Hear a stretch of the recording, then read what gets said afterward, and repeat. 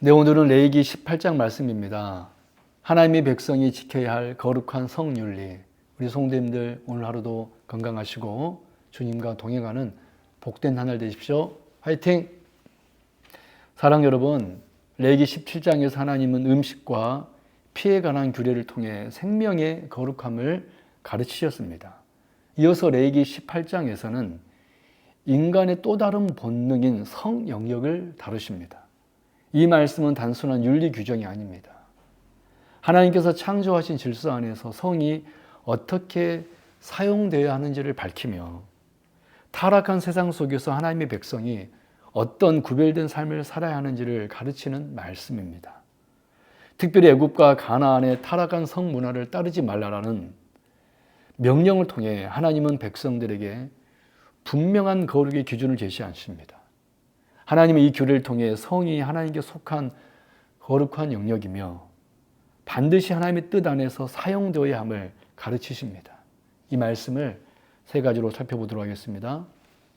첫 번째 1절에서 5절의 내용으로 하나님의 백성은 세상이 아니라 하나님의 기준을 따라야 합니다.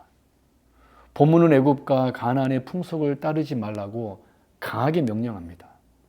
대신 하나님의 법도와 규례를 따라 살라고 말씀하십니다.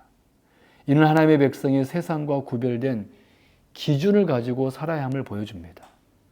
당시 애굽과 가나안은 우상 숭배와 함께 심각하게 타락한 성 문화를 가지고 있었습니다. 하나님은 그 문화를 본받는 것을 철저히 금하십니다. 사랑하는 성도 여러분, 오늘날도 마찬가지입니다. 세상은 성을 왜곡하고 인간의 욕망을 정당화하며 하나님의 질서를 무너뜨립니다. 그러나 하나님의 백성은 세상의 흐름을 따르는 사람이 아니라 하나님의 말씀을 기준으로 살아가는 사람입니다. 그러므로 우리는 무엇이 옳은지 세상이 아니라 하나님께 물어야 합니다. 두 번째로 6절에서 23절의 내용으로 성은 하나님의 창조 질서 안에서만 사용되어야 합니다. 본문은 근친 상간을 비롯한 다양한 성적 금지 사항을 매우 구체적으로 나열합니다. 또한 음행, 동성 간의 관계, 짐승과의 관계 등 하나님께서 가증하게 여기시는 모든 성적 타락을 엄격히 금하십니다. 이는 성이 아무렇게나 사용될 수 있는 것이 아니라 하나님이 정하신 질서 안에서만 사용되어야 함을 보여줍니다. 성은 하나님께서 인간에게 주신 선물이지만 그 사용에는 분명한 경계가 있습니다. 이 질서를 벗어난 성은 더 이상 축복이 아니라 파괴의 도구가 됩니다. 개인의 삶을 무너뜨릴 뿐 아니라 공동체를 병들게 하고 결국 하나님의 심판을 불러옵니다. 사랑 여러분, 성의 문제는 단순한 육체의 문제가 아닙니다. 우리의 영혼과 깊이 연관된 문제입니다.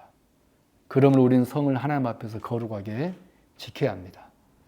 마지막 세 번째로 24절에 30절 내용으로 성의 타락은 반드시 심판을 가져옵니다.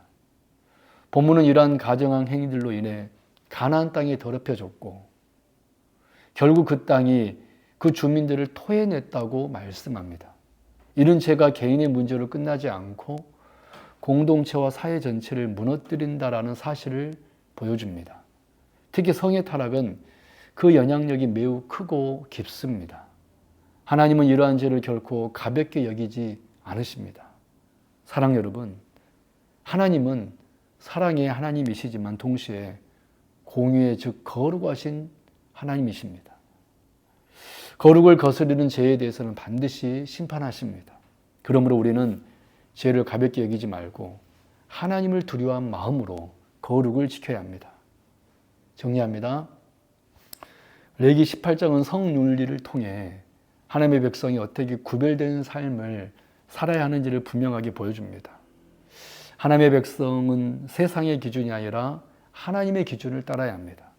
성은 하나님의 창조 질서 안에서만 사용되어야 합니다. 성의 타락은 반드시 심판을 가져옵니다. 이 모든 문제는 인간의 의지로 완전히 이길 수 없습니다. 이 모든 것은 예수 그리스도 안에서 해결됩니다. 그리스도께서 우리의 죄를 대신 담당하시고 우리의 삶을 새롭게 하셔서 거룩한 삶을 살 수 있도록 하십니다. 그러므로 우리는 세상의 흐름을 따르지 말고 하나님의 말씀을 기준으로 살아가며 우리의 몸과 삶을 거룩하게 지켜야 합니다. 오늘도 하나님 앞에서 정결하고 거룩한 삶을 살아가는 저와 여러분 되길 바랍니다. 아멘.